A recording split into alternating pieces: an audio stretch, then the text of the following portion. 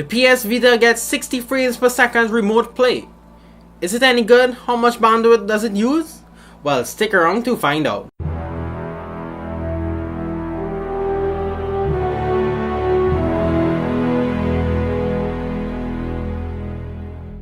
Hey guys, what's up? So with the latest firmware on the PS4, I think it's 2.5 or something, and the latest firmware on the PS Vita, Sony has enabled us to stream 60 FPS gameplay to our PlayStation Vita.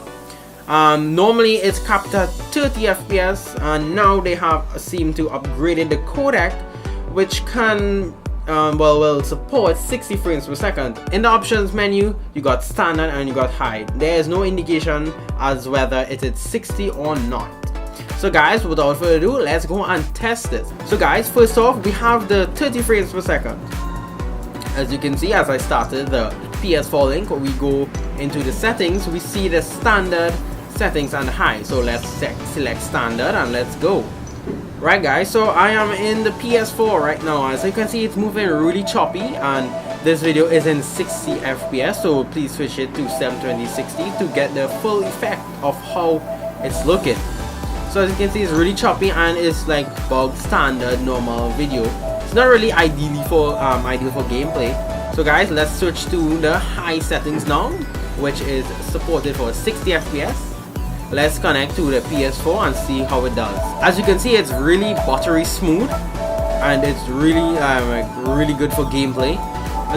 As you can see, it's more like lifelike. It's a more captivating and enjoyable experience on the PS Vita. Everything seems to be working very well. No hiccups whatsoever, as we see. Game should be running okay. So guys, that's it for the test, for the demo portion. Now let's test the 30 FPS and 60 FPS on my network through Wi-Fi. So guys, this is going to be comparing. The PS4 is connected to my router, and this is also connected to my router. So let's see what kind of bandwidth the 30 FPS brings to the table. So guys, with the 30 FPS, we can see a peak of around 500 to 600 kilobits kilobytes or kilobits or whatever, kilobits, I think it's kilobits per second in my router, and it's like hovering around there, like when you're moving around, and has a lot of action. When you're idling though, you get around like 200 to 100 kilobits per second, so that's really bandwidth efficient. Now guys, on to the 60 FPS test.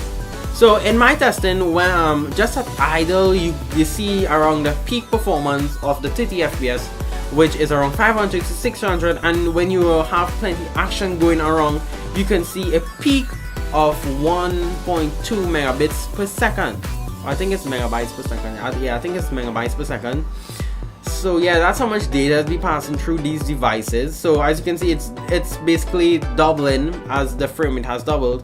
Double your data bandwidth. So if you have a low-end router, you might get some hiccups, but I have a high-end router, so there should be no issue. So guys, if you have a low-end router, you can choose the option on the PS4 so that you can connect directly to the PS4 from the PS Vita. So this can eliminate some bandwidth issues if you have a low-end router and it's not keeping up with the data rate, or maybe there is a lot of Wi-Fi spots around and you just want to connect directly. It seems to work better. Or maybe you don't have a router. Who in these days don't have a router? So guys, I hope you enjoyed this bandwidth testing video of the PS Vita 30 FPS versus the 60 FPS on the PS Vita remote play functionality. So guys, as you can see, I have a green PS4 faceplate, so that's really awesome. I painted it myself if you're wondering. I have some nice shots there I had earlier. So guys, if you like this video, please make sure to like it. If you want more videos like this, please subscribe and leave some comments down below. If you want some more PS Vita testing videos, please tell me, because I'm willing to do it. It's really easy and it's really fun. So guys, I'll see you in the next one.